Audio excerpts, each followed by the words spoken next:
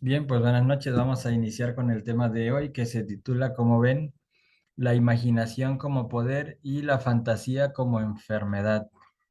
Y bueno, aquí tenemos dos imágenes, ¿verdad? Que en una vemos como, digamos, es una pareja o dos personas que están conectados, como vamos a decir, con esa mente universal, ¿sí? Es una imaginación consciente, creadora. Y por el otro lado vemos el mundo en que nos han envuelto a través de cuestiones como pues el cine, la televisión, etcétera, creando alimentando, perdón, la fantasía en nosotros y sobre todo en los niños. Los niños sabemos que tienen imaginación, o sea que de alguna forma los niños pequeños son clarividentes. Ujú. Y lo podemos comprobar porque de repente nos ha tocado que ver a un niño pequeño que de repente vemos que está hablando con alguien o que está jugando con alguien y nosotros de repente a veces nos asustamos o nos preguntamos, bueno, ¿y con quién habla o con quién juega? Y bueno, pues simplemente que los niños tienen la capacidad de ver eso eso que está en otra dimensión, en este caso en la cuarta dimensión o en la quinta, y ven personas que están en la casa que pasan, niños que, como ellos que juegan, gente que vive en esa otra dimensión, gente de carne y hueso como nosotros, pero que habita en otra dimensión y que nosotros no lo logramos percibir. Entonces, pues esa es una prueba de que ellos son clarividentes. Ujú. Ven los elementales. Si tenemos plantas en la casa, ellos ven los elementales que son como niños y juegan también con ellos. Ujú.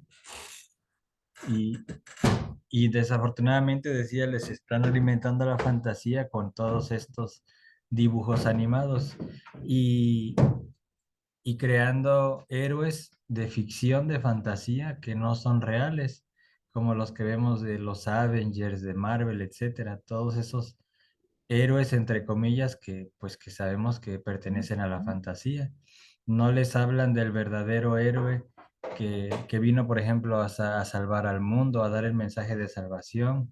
No se les enseña que el verdadero salvador o héroe está dentro de nosotros, que en este caso es el Cristo íntimo, etcétera, ¿verdad? Él es el verdadero héroe y salvador, pero eso no se enseña ni se va a enseñar.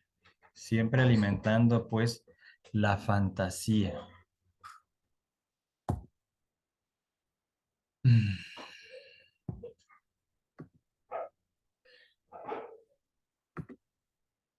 Entonces, dice el punto uno, obviamente conviene hacer una diferenciación entre la imaginación dirigida voluntariamente y lo que es la imaginación mecánica o la fantasía. La imaginación consciente es lo que hemos hecho en estos ejercicios de relajación, de meditación, cuando nos concentramos, por ejemplo, en el corazón y decimos, sientan y observen su corazón como late, pero es algo real. Cuando decimos, vamos a imaginarnos una flor, una rosa, desde que ese, esa semilla empieza a germinar y cómo va creciendo, se va desarrollando ese rosal o esa flor, etcétera, ¿verdad? Y luego, cómo esta empieza a pasar por el proceso involutivo, que se empieza a marchitar, se empiezan a caer los pétalos hasta que se convierte, pues se seca totalmente, ¿verdad? Y se quiebra o se cae esa flor, esa rama. Entonces, la clarividencia es eso, el ver ese proceso evolutivo e involutivo de todas las cosas. Ver, cuando veamos a una persona, por ejemplo, de 70 años, en ella poder ver un niño, ¿sí? Si vemos a un niño, poder ver en él también en el anciano que se convertirá en algún día. Y entonces, así desarrollando ese tipo de imaginación dirigida voluntaria, vamos abriendo o nos volvemos, perdón, receptibles a a captar aquellas imágenes que forman parte de las dimensiones superiores y de las inferiores también. Ujú. O sea que la imaginación consciente, que es igual a clarividencia, que es igual a autoobservación, es una autoobservación o una clarividencia que ve no solo tridimensionalmente, como lo hacemos con el sentido de la vista, sino que podemos ver tetradimensionalmente, es decir, la cuarta dimensión, e incluso hiperdimensionalmente, según vayamos desarrollando esta facultad o este poder. Ujú. Entonces, esa es la imaginación consciente. Y lo que es la imaginación mecánica, pues es todo lo contrario, que es No, cuando no importa, toma una fantaseamos, clase. que es ¿Oíste? cuando,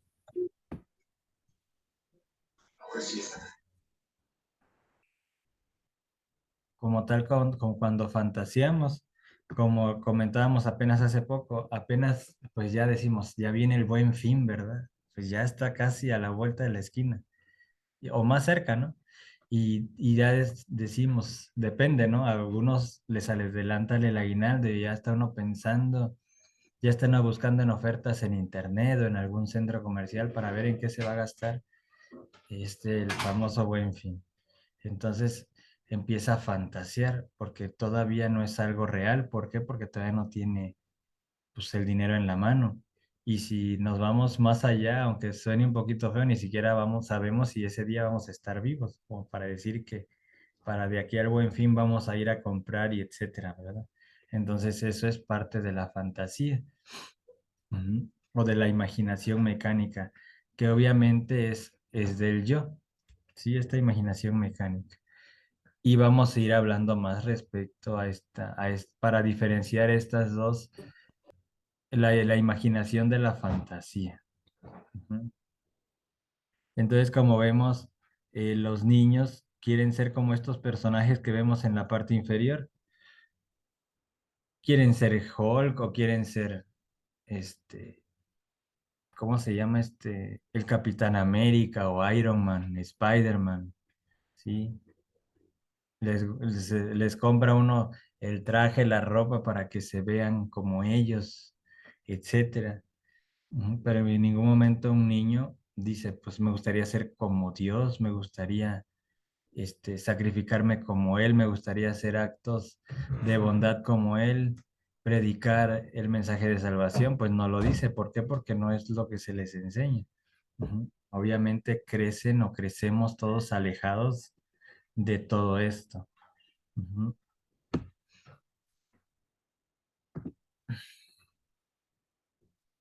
La imaginación consciente nos dice, para el sabio imaginar es ver. Obviamente, el sabio lo que ve con la imaginación, eso es real. ¿Por qué? Porque ya comentamos que cuando vemos a través de la imaginación, es decir, a través de la clarividencia, que es lo mismo, vemos lo real, ¿sí? No vemos cosas que pertenecen a la fantasía, vemos lo real, percibimos los misterios que envuelven al ser humano, es decir, los misterios de la vida y de la muerte, porque entonces una persona así que tiene imaginación consciente y que obviamente en el astral, como ya tiene esa capacidad de ver con la conciencia, en el astral se proyecta también esa imaginación, esa clarividencia, y entonces puede ver la historia del universo, la historia del ser humano. Y comprobaríamos ahí que es contrario a la imaginación mecánica. Y ahorita voy a poner un ejemplo. Eh, entonces el sabio, cuando ve, cuando imagina, ve lo real, ve la historia de su vida, ve su vida pasada, la anterior, y ve las últimas 10 y 15 existencias en los registros akáshicos de la naturaleza, donde está la historia del universo desde su creación. Y entonces él sabe, él simplemente sabe. Ajá. Porque tiene clarividencia, porque tiene imaginación consciente, porque al estar en recuerdo de sí, al desarrollar el sentido espacial, que ya comentamos que es un funcionamiento de una conciencia despierta de manera constante, entonces esa persona fácilmente capta todos esos fenómenos, tiene esa sensibilidad para ver lo real. No proyecta, no tiene proyecciones del yo, no supone, no fantasea como lo hacemos nosotros. Entonces la imaginación mecánica es diferente, está formado con los desechos de la memoria, con recuerdos, la memoria del yo, que hemos comentado en las prácticas matutinas, que el yo tiene memoria y que hemos estado pidiendo porque se elimine esa memoria del yo, que es pura fantasía. Los recuerdos de experiencias vividas, los conceptos erróneos, equivocados y rancios que traemos en nuestra mente del pasado y que ahora nos damos cuenta que no son, irlos eliminando esos desechos de la memoria. Y cuando comentaba hace un momento que cuando entramos en esos registros akáshicos o en esa historia del universo y podemos ver la historia del hombre desde su creación, aquí nos dice la conferencia que el maestro Samael nos dice que, por ejemplo, los historiadores lo que escriben, lo que nosotros aprendemos en las escuelas, pues no es más que pura fantasía, porque a ellos no les consta, simplemente suponen, por ejemplo, nada más aquí Tenochtitlan. Nos enseñan en la escuela que Tenochtitlan se fundó o fue creada esa ciudad enorme aproximadamente en unos 200 años, o sea, 2 siglos. Y nos dice el maestro Samael, cuando uno con la imaginación consciente puede entrar y ver la historia del universo, la historia del ser humano, uno se da cuenta que solo para construir una de esas solas pirámides tuvieron que pasar generaciones para construir una sola. Entonces, para construir toda esa ciudad, que ahorita lo que vemos ahí, pues es solamente parte, ¿no? Era más. Entonces, no pasaron 2 siglos, sino fue muchísimo más tiempo. Pero ¿de dónde sacan esa información si a ellos no les consta? Por ejemplo, nos han hablado de, de Nerón, que decían que Nerón era homosexual. Y el maestro de Samael dice, pero ¿por qué? ¿De dónde? ¿Con qué argumento dicen que Nerón era homosexual? El maestro Samael tuvo cuerpo físico, tuvo una reencarnación, vamos a decir, o sí, una reencarnación en ese tiempo, en los tiempos romanos, y dice, yo conocí a Nerón y no tenía nada de homosexual, al contrario, era varonil, era de un cuerpo grueso, grande, y siempre se le veía rodeado de mujeres. Entonces, yo no sé de dónde sacan los historiadores que Nerón era homosexual. También han calumniado a María Antonieta, la esposa de Luis XVI, perdón, y que han dicho que era prostituta y que era esto y el otro. Dice, pero ¿cómo se atreven a decir semejantes cosas? ¿De dónde lo sacan? Es pura fantasía, puro invento. Dice, incluso a esta reina, a María Antonieta, se le hizo una prueba de castidad en los mundos superiores. Esto nos los hacen a todos, sobre todo a los estudiantes de la Gnosis, nos los hacen en el astral. Consciente o inconscientemente, no nos damos cuenta, pero nos hacen esa prueba. Y a ella se la hicieron. ¿Y cuál fue la sorpresa? Que resultó que María Antonieta era una mujer totalmente casta. Ujú. Y que incluso se ganó el mérito de vestirse con una túnica blanca, con la túnica de la pureza, de la santidad, porque era totalmente casta. Pero los historiadores dicen que era prostituta. Así como han dicho, han blasfemado en contra de María Magdalena, haciéndola pasar como prostituta, que no fue así, obviamente. Entonces, como vemos, los historiadores pues inventan porque nada les consta, dan fechas, dan datos, dan teorías, pero pertenecen a la imaginación mecánica. Se la sacan de la manga porque no tienen sabiduría, no tienen conocimiento. ¿Por qué? Porque no tienen conciencia y no pueden ver a través del translúcido del alma, es decir, a través de la imaginación consciente o clarividencia o autoobservación. Ujú.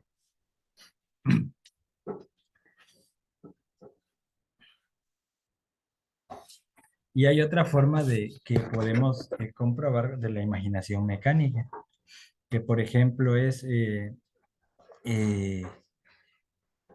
el hecho de que uno no se ve a sí mismo tal cual es.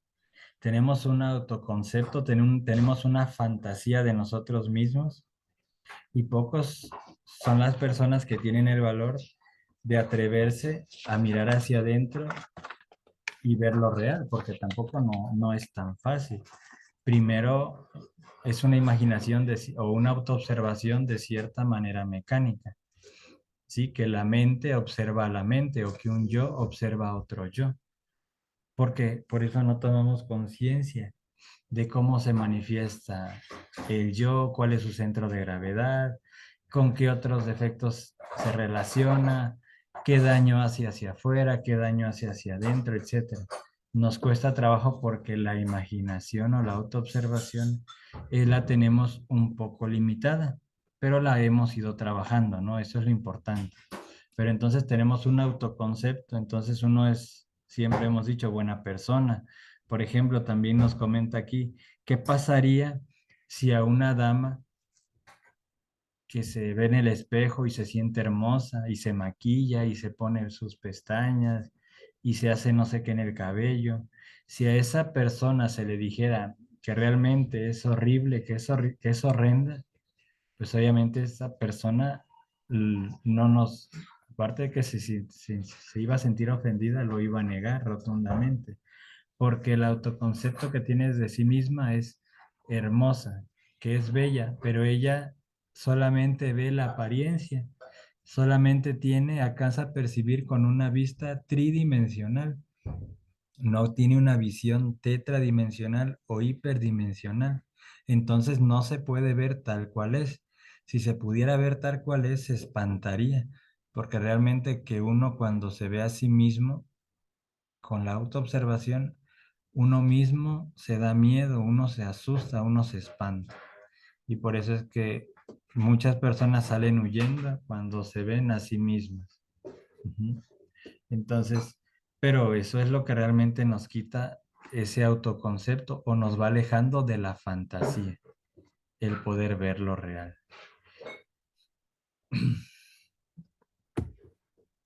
Nos dice el punto 3, existen varias formas. Incuestionablemente una de ellas consiste en lo que comentamos, en eso de no verse uno a sí mismo tal cual es.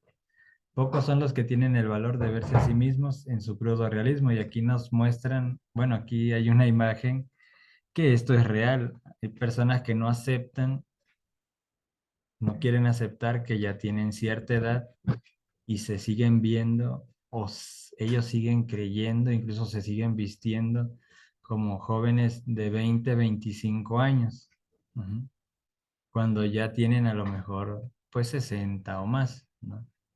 Entonces, no es que esté mal que se ponga cierto tipo de ropa.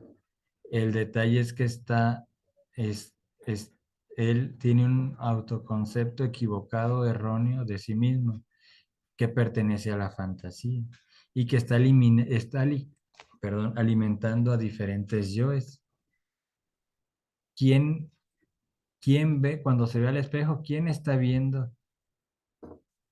¿Quién es el que no, qué defecto o qué yo es el que no quiere aceptar que está envejeciendo, por ejemplo?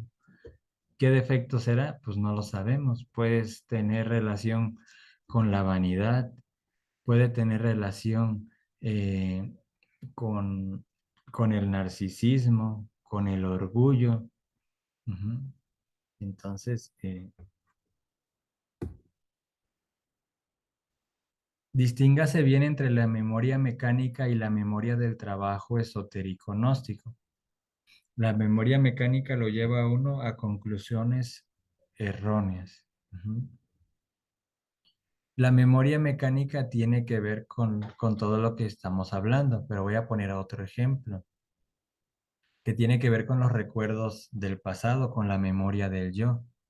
Cuando nosotros éramos pequeños, el lugar donde vivíamos lo percibíamos de una manera y a lo mejor una casa que era, vamos a decir, de tamaño normal, vamos a decir, una casa de interés social, a veces cuando uno es niño, cuando uno es pequeño, la percibe como una casa grande, a lo mejor porque era de 2 plantas, y uno dice, uno recuerda con esa memoria, con lo que percibía en ese momento, decía, no, yo vivía en una casa muy grande, ¿no? Y teníamos un patio y las bardas, bueno, en ese momento para nosotros nos parecía como de un castillo, ¿verdad? Unas bardas enormes y el patio muy grande, ¿sí? Pero eso es por la memoria mecánica, por la percepción que tenemos en ese momento. Incluso llegamos a decir, no, mi papá tenía muchísimo dinero y realmente a lo mejor eran apenas unas monedas o era en ese momento quizás que acababa de cobrar y para nosotros de pequeños se nos hacía pues mucho dinero, ¿no? Entonces no se percibe lo real. Y cuando ahora que somos grandes, como a mí me tocó ir a esa casa donde en algún momento viví de niño, yo me preguntaba, decía, ¿cómo fue posible que viviéramos aquí? ¿Cómo cabíamos aquí? Es que realmente era tan pequeño, pero tan pequeño, exageradamente pequeño, y éramos tantos los que vivíamos en esa casa que uno dice, o sea, no sé cómo vivíamos aquí. Entonces, pero uno de pequeño lo ve, lo dimensiona de otra forma, ¿no? Entonces, eso también es parte de la memoria mecánica y que forma parte de la fantasía. Y la memoria del trabajo esotérico gnóstico, bueno, pues es esa que hemos ido acumulando, que hemos ido alimentando y que vamos poco a poco alimentándonos de esa energía del ser, de esa energía del Cristo íntimo, de esa energía de la Divina Madre, y eso va formando una memoria. Cada reflexión, cada comprensión que vamos llevando, ya sea que se las comparta mi persona o la misma comprensión que ustedes van obteniendo, eso forma una memoria trabajo, y esa memoria nos va alejando poco a poco de la fantasía. Cada práctica de meditación, cada oración, cada reflexión, cada vez que tratamos de analizar, de reflexionar y meditar en un defecto, de que tratamos de analizarlo, de hacerle la disección con el bisturí de la autocrítica, como lo hemos tratado de hacer ahora. Entonces todo eso va acumulando una memoria a trabajo. Y ahora hay ciertas cosas que ya no tan fácilmente nos absorben, nos atraen o que no fácilmente caemos en la fantasía. ¿Por qué? Porque tenemos ese recuerdo, esa memoria, pero que pertenece a la conciencia. Por ejemplo, ahora quiero murmurar y digo, viene a mi memoria eso que hemos estado estudiando y digo, esa memoria trabajo dice, detente alto, antes de hablar dice, detente, ¿no? Ya vas a murmurar alto. Entonces nos va alejando de esa mecanicidad de murmurar, por ejemplo. Ujú. Entonces, esa es parte de la diferencia de la memoria mecánica y la memoria del trabajo esotérico gnóstico. Y en la noche que hacemos otra vez la práctica, que sí que nos quedamos dormidos, que de repente alguien ronca o ronco yo, por ejemplo, pero ahí estamos, ¿verdad? Picando la piedra. Ujú. Entonces, pues vean que la memoria mecánica lo lleva a uno a conclusiones erróneas.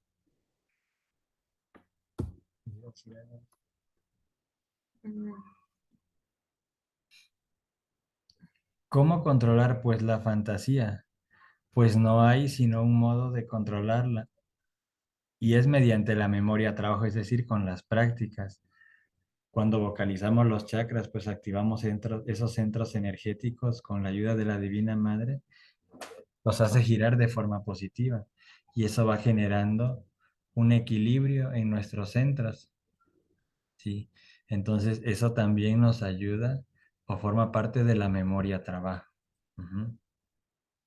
Entonces, ¿cómo se controla la fantasía? Sí, con la memoria trabajo, con la práctica esotérica, pero como realmente uno se aleja o la aniquila es pues obviamente con la muerte del yo, eso es obvio, porque muerto el yo se acaba también la fantasía o la memoria mecánica. Es conveniente eliminar pues esa imaginación mecánica porque en modo alguno nos permite el trabajo esotérico gnóstico. Mientras nosotros fantasiemos, mientras no estemos perceptibles, sensibles a a ese otro mundo paralelo a nosotros, en este caso lo más cercano es la cuarta dimensión o la dimensión astral, pues va a haber una especie de bloqueo, de barrera, porque vamos a seguir solamente con una vista tridimensional, simplemente creyendo incluso que lo único real es esto que vemos y tocamos en este mundo, y que definitivamente no es así, porque lo que vemos en la cuarta dimensión es todavía más real. Lo que se puede percibir en una quinta dimensión todavía es más real, y así en la sexta dimensión nos acercamos cada vez más a lo real, es decir, descubriendo esa verdad que nos dice Jesús el Cristo que nos hará libres. Y cuando llegamos a la séptima dimensión, que es la dimensión del ser, pues obviamente ya entramos al mundo del espíritu, ya al mundo de lo real, de lo verdaderamente real, porque ya pertenece a lo eterno. O sea, cada dimensión con la que podemos tener contacto, ya sea a través de una experiencia astral o a través de una meditación, cada que nos vamos acercando a una dimensión es acercarnos a lo real. Y entonces uno observando, viendo con sus propios ojos, tocando eso que es real, uno más fácilmente puede renunciar a lo que no es real, o sea, el yo, o sea, a este mundo, dice, renunciar al mundo de la materia. Entonces, ¿cómo podemos renunciar así? Pero por eso necesitamos estar ahí duro y duro hasta que por misericordia nos abran la puerta de las dimensiones superiores y podamos salir en astral y podamos manejar el cuerpo así como aquí, pero en aquella dimensión. Entonces vamos a ver que esta vida y vamos a comprender que esta vida no es real y que no lo es todo, ¿sí? Aprendemos sí a convivir con ella, pero no nos apegamos a esta vida. ¿Por qué? Porque no es lo real. Ujú. Es una ilusión, por eso decían los mayas, el mundo de Maya o el mundo de la ilusión.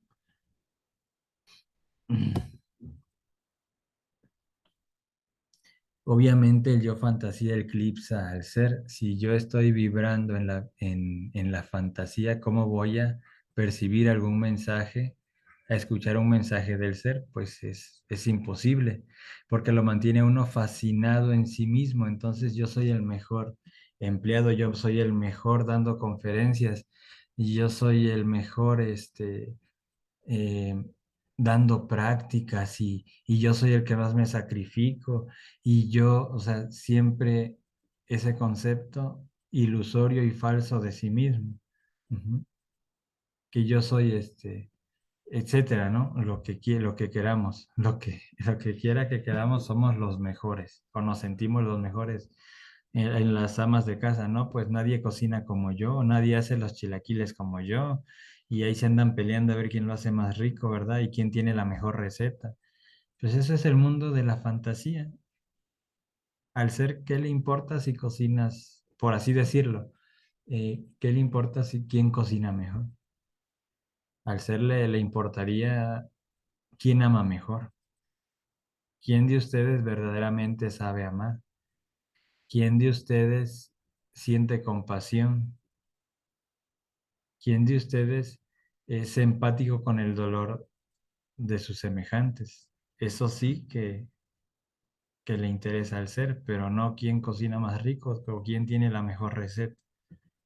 Que por cierto nunca la queremos compartir, ¿verdad? Porque es mía.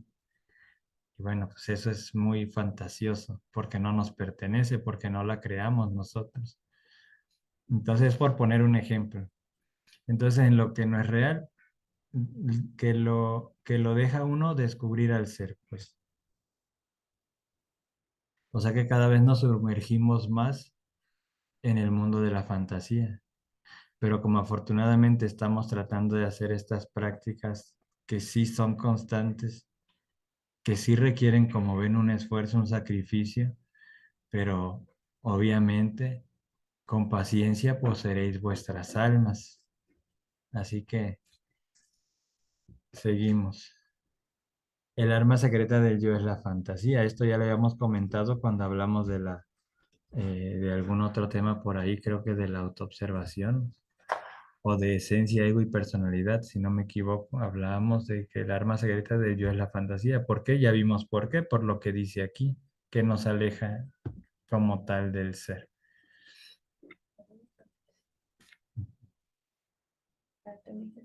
Este, Buenas noches. Bueno, les voy a hacer un comentario sobre lo que estamos viendo. Tenemos que aprender a relacionar esa memoria mecánica o la fantasía más con la parte intelectual o con el placer y y la memoria trabajo la tenemos que relacionar mucho con lo que es la emoción, pero la emoción superior. Un ejemplo de esto es, si ustedes entran a un curso vamos a decir como el que tenemos ahorita, o más bien curso conferencias, ¿qué sucede? Entran ustedes una emoción y ahí podemos estar distinguiendo cuándo fantaseo y cuándo estoy imaginando o cuándo estoy generando una memoria de trabajo. ¿Sí? ¿Por qué? Porque en esta conferencia ustedes van generando una emoción, pero cuando uno fantasea, crea placer. Si este tipo de conferencia fuera acerca de ganar dinero, no estaríamos generando una emoción, por ejemplo, de amor o de perdón o de arrepentimiento. Estaríamos empezando a fantasear sobre en qué me voy a gastar ese dinero, cuánto voy a ganar si invierto tanto y si junto además más gente para poder tener mi red, como comentan algunas personas que se dedican a la mercadotecnia. Entonces es parte de lo que nosotros tenemos que estar distinguiendo cuando fantaseamos y cuando empezamos a tener una memoria de trabajo. Saber cuándo ponemos una emoción y cuándo es parte del placer o del deseo. Otro ejemplo sería, ¿qué pasa cuando una persona, vamos a decir, una mujer ve a un varón y cuando un varón ve a una mujer que le es atractivo?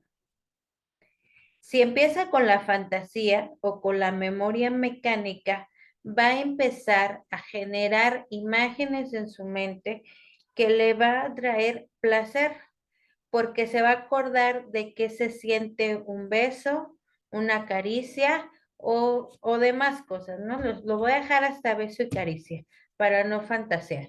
Entonces, ahí llega, ¿y qué estamos haciendo? Solamente trabajando con el intelecto, pero también generando fantasía. No nos llega una emoción de decir, me inspira esa persona, me está transmitiendo ternura, me está haciendo sentir algo cercano a lo que es el amor. Entonces, ahí es donde podemos distinguir cuándo se fantasea y cuándo es que tenemos una memoria de trabajo o cuándo es que estamos imaginando. Entonces, esto es muy importante que lo aprendamos a distinguir porque, bueno, ahorita que les va a platicar el arma secreta del yo, que es la fantasía, les va a ayudar a comprender más los ejemplos que yo les estoy compartiendo. Gracias. bueno, gracias. Bueno, entonces eso también es muy importante y nos va a servir y ayudar mucho para distinguir cuando se genera una emoción del ser y cuando es un placer del yo, es decir, una emoción negativa, o lo que hemos hablado en algún momento del falso sentimiento del yo, porque el yo, por satisfacer su placer, puede decir te amo, puede jurar amor como lo hace y como lo ha hecho siempre, pero no es real, es una fantasía, porque lo que quiere es satisfacer ese placer como lo hacen los don Juanes, ¿verdad? Que ellos este, enamorados empedernidos, como les dicen ahora, corazón de condominio, que tienen una aquí, otra allá o en cada puerto. Y pues andan enamorando, pero pues es simplemente para satisfacer un placer. Y bueno, el arma secreta, quizá la palabra arma aquí no está muy bien utilizada, pero por decir algo, el arma secreta del ser, pues es la imaginación. ¿No? ¿Por qué? Porque ya dijimos varias veces que con la imaginación vemos lo real, ¿sí? Y bueno, aquí voy a comentar esto un poco, bueno, quizás no rápido, pero voy a tratar de acercar la imagen. ¿Por qué podemos ver tetradimensionalmente o hiperdimensionalmente? Bueno, nosotros en lo que es el rayo de la creación, nos ubicamos aquí hasta abajo en el cefirote que se llama Malkut, que corresponde al cuerpo físico o al mundo físico. Y vean todo cómo se viene desde la In, que es el absoluto, que es donde surgen todas las esencias y que vienen a tomar forma a cuerpo físico hasta acá abajo, hasta Malkut. Ahorita se va a acabar el tiempo, ¿eh? Entonces, eh, aunque nosotros estamos en ese mundo físico tridimensional, cuando estamos en autoobservación y recuerdo del ser, cuando hay una autoobservación real que surge de la conciencia, a través de este rayito que vemos aquí, está el Ain, el Ain Sof y el Ain Sof Aur. Y entre el Ain Sof Aur y Keter, que es el primer sefirote, hay un espacio. Este espacio,